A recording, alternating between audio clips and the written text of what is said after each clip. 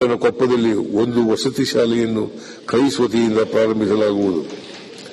ದೇಶದ ಪ್ರತಿಷ್ಠಿತ 3 ಶಿಕ್ಷಣ ಸಂಸ್ಥೆಗಳಲ್ಲಿ ಪದವಿ, ಸ್ನಾತಕೋತ್ತರ ಪದವಿ ಕೋರ್ಸ್ಗಳ ಪ್ರವೇಶ ಪಡೆಯುವ ಪರಿಶಿಷ್ಟ ಜಾತಿಯ ವಿದ್ಯಾರ್ಥಿಗಳಿಗೆ ಉನ್ನತ ಶಿಕ್ಷಣಕ್ಕೆ ಬೆಂಬಲ ನೀಡಲು ಪ್ರೋತ್ಸಾಹಧನ ನೀಡಲಾಗುವುದು. ಕರ್ನಾಟಕ ಅನುಸೂಚಿತ ಜಾತಿಗಳ ಉಪ ಹಂಚಿಕೆ ಮತ್ತು ಬುಡಕಟ್ಟು ಉಪ ಹಂಚಿಕೆ ಅಧಿನಿಯಮ 2013 ಅನ್ವಯ ಪರಿಶಿಷ್ಟ ಜಾತಿ, ಪರಿಶಿಷ್ಟ ಪಂಗಡಗಳ ಸಮಗ್ರ ಅಭಿವೃದ್ಧಿಗಾಗಿ ಹಂಚಿಕೆ ಮಾಡಿರುವ ಅನುದಾನದ ಬಗ್ಗೆ ಮೌಲ್ಯಮಾಪನವನ್ನು ಮಾಡಲಾಗುವುದು. ಪರಿಶಿಷ್ಟ ಜಾತಿ, ಪರಿಶಿಷ್ಟ ಪಂಗಡ ಮತ್ತು ಹಿಂದುಳಿದ ವರ್ಗಗಳ ಸಮಸ್ಯೆಗಳ ಬಗ್ಗೆ ವಿಧಾನ ಮಂಡಲ ಅಧಿವೇಶನದಲ್ಲಿ ವಿಶೇಷ ಚರ್ಚೆ ನಡೆಸಲಾಗುವುದು. ಸರ್ಕಾರಿ ಮತ್ತು ಖಾಸಗಿ ಮೆಡಿಕಲ್ ಇಂಜಿನಿಯರಿಂಗ್ ಕಾಲೇಜುಗಳಲ್ಲಿ ವ್ಯಾಸಂಗ ಮಾಡುತ್ತಿರುವ ಪರಿಶಿಷ್ಟ ಜಾತಿ ಹಾಗೂ ಪರಿಶಿಷ್ಟ ಪಂಗಡ ವಿದ್ಯಾರ್ಥಿಗಳು ಅದೇ ಕಾಲೇಜಿನ ವಸತಿ ನಿಲಯಗಳನ್ನು ಪ್ರವೇಶ ಪಡೆದಿದ್ದಲ್ಲಿ ವಸತಿ ನಿಲಯದ ವೆಚ್ಚವಾಗಿ ಪ್ರತಿ ಮಾಹೆ 3,500 ರುಗಳನ್ನು ನೀಡಲಾಗುವುದು. ಪರಿಶಿಷ್ಟ ಜಾತಿ, ಪರಿಶಿಷ್ಟ ಪಂಗಡ ಸಮುದಾಯದವರು ಹೈನುಗಾರಿಕೆ ಕೈಗೊಳ್ಳಲು 2 ಎಮ್ಮೆ ಹಸುಗಳ ಘಟಕ ವೆಚ್ಚದ 50% ಅಥವಾ ಗರಿಷ್ಠ 1.2 ಲಕ್ಷ ರು ಸಹಾಯಧನವನ್ನು ನಿಗಮದ ಮೂಲಕ ನೀಡಲಾಗುವುದು.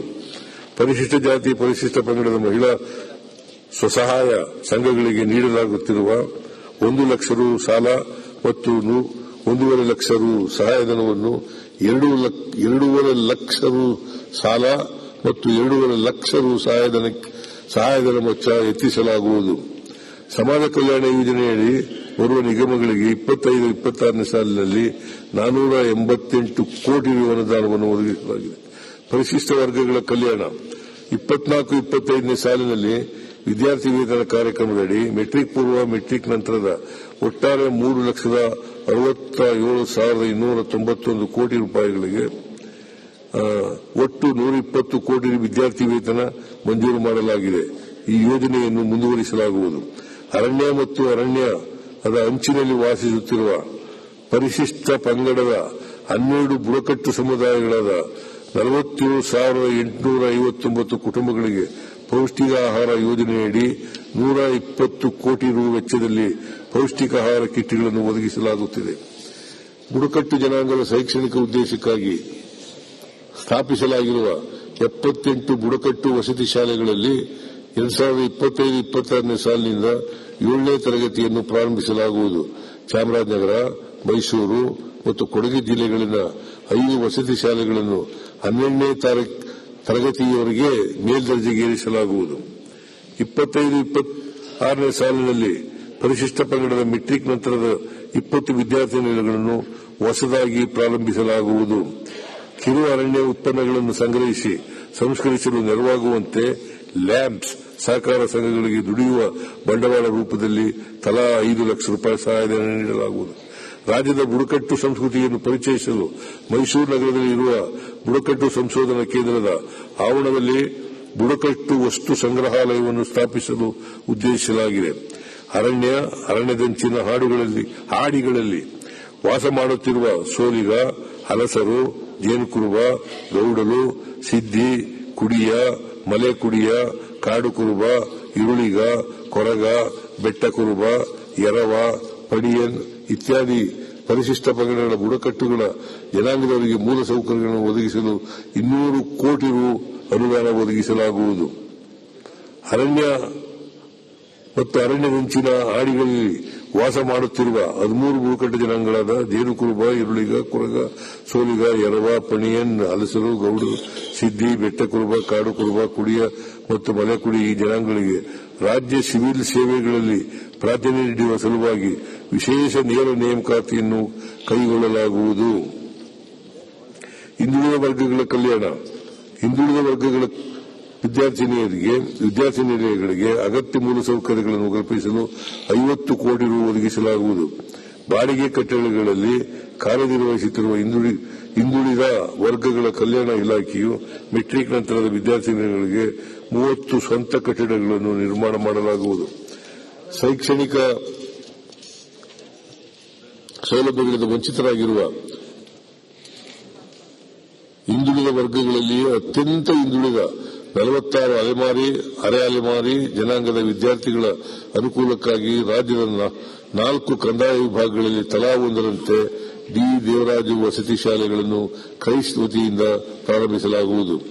ಕ್ರಾಂತಿವೀರ ಸಂಗೊಳ್ಳಿ ರಾಯಣ್ಣ ಪ್ರಾಧಿಕಾರದ ವತಿಯಿಂದ ಬೈಲಹೊಂಗಲ ತಾಲೂಕಿನ ಸಂಗೊಳ್ಳಿ ಮತ್ತು ಖಾನಾಪುರ ತಾಲೂಕಿನ ನಂದಗಡದಲ್ಲಿ 28 ಕೋಟಿ ರು ವೆಚ್ಚದಲ್ಲಿ ವಿವಿಧ ಅಭಿವೃದ್ಧಿ ಕಾಮಗಾರಿಗಳನ್ನು ಹಂತ ಹಂತವಾಗಿ ಕೈಗೊಳ್ಳಲಾಗುವುದು. ಇಂಜಿನಿಯರಿಂಗ್ ಮತ್ತು ಮೆಡಿಕಲ್ ಕಾಲೇಜುಗಳಲ್ಲಿ ವ್ಯಾಸಂಗ ಮಾಡುತ್ತಿರುವ ಹಿಂದುಳಿದ ವರ್ಗಗಳ ವಿದ್ಯಾರ್ಥಿಗಳಿಗೆ ಪ್ರತಿ ಜಿಲ್ಲೆಗೆ 2ರಂತೆ 62 ಮೆಟ್ರಿಕ್ ನಂತರದ ವಸತಿ ನಿಲಯಗಳನ್ನು ಪ್ರಾರಂಭಿಸಲಾಗುವುದು. ಪ್ರಸಕ್ತ ಸಾಲಿನಲ್ಲಿ 15 ಕೋಟಿ ರು ಒದಗಿಸಲಾಗಿದೆ. ಇವುಗಳ ಪೈಕಿ ಒಟ್ಟು 10 ಇಂಜಿನಿಯರಿಂಗ್ ವಸತಿ ನಿಲಯಗಳನ್ನು ವಿಶ್ವೇಶ್ವರಯ್ಯ ತಾಂತ್ರಿಕ ವಿಶ್ವವಿದ್ಯಾನಿಲಯ ಹಾಗೂ ಹಿಂದುಳಿದ ವರ್ಗಗಳ ಕಲ್ಯಾಣ ಇಲಾಖೆಯ ಸಹಯೋಗದೊಂದಿಗೆ 50-50 ಅನುದಾನದ ಅನುಪಾತದಲ್ಲಿ ಕಟ್ಟಡ ನಿರ್ಮಾಣ ಮಾಡಲಾಗುವುದು. ಸ್ವಂತ ಕಟ್ಟಡಗಳಲ್ಲಿ ಕಾರ್ಯನಿರ್ವಹಿಸುತ್ತಿರುವ ಹಿಂದುಳಿದ ವರ್ಗಗಳ ವಿದ್ಯಾರ್ಥಿ ನಿಲಯಗಳ ಕಟ್ಟಡ ದುರಸ್ತಿ ಮಾಡಲು 25 ಕೋಟಿ ರು ಒದಗಿಸಲಾಗುವುದು.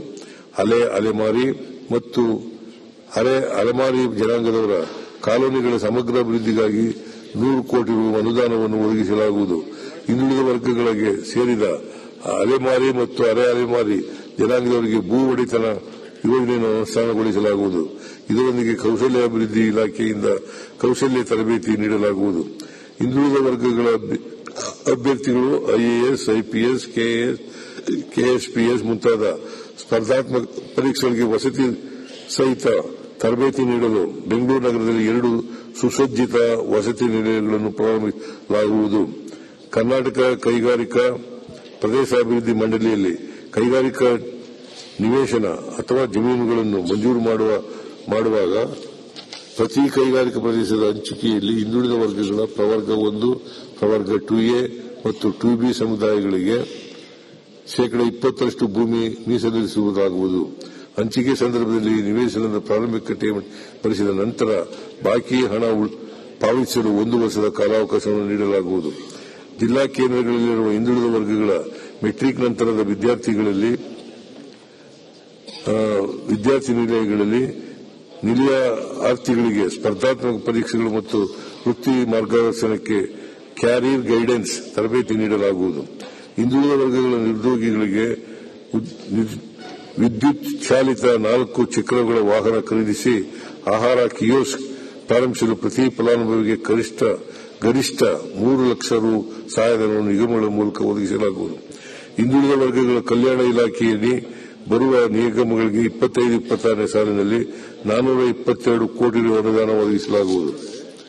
ಅಲ್ಪಸಂಖ್ಯಾತರ ಕಲ್ಯಾಣ ಹಣವೆನ್ನದ ಹಿರಿಮೆಯೇ ಕುಲವೆನ್ನದ ಗರಿಮೆಯೇ ಸದ್ವಿಕಾಸಶೀಲ ನುಡಿಯ ಲೋಕಾವೃತ ಸೀಮೆಯೇ ಈ ವತ್ಸರ